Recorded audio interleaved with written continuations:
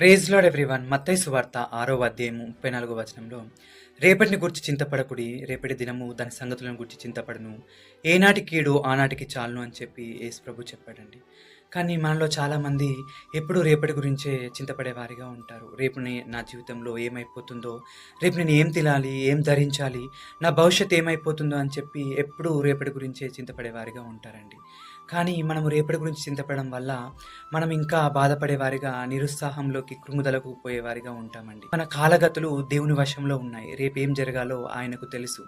కాబట్టి మనము రేపటి గురించి ఆలోచించే వారిగా కాకుండా, దేవుడు మనకు ఇచ్చిన ఈ రోజును గురించి మనము ఆలోచిస్తూ, ఈరోజు మనము ఎలా యూజ్ చేసుకున్నాము, ఎలా సద్వినియోగపరుచుకున్నాము అని చెప్పి మనల్ని మనం ఒకసారి పరీక్షించుకుంటూ, మన దేవునికి మన యెడల అనుదినము నూతనముగా వాత్సల్యత పుట్టుచున్నది కాబట్టి, దేవుని యందు నమ్మకం ఉంచి మన జీవితాన్ని ముందుకు కొనసాగించుదాం. అట్టి కృప దేవుడు మనందరికీ దయచేయునుగాక. ఆమేన్.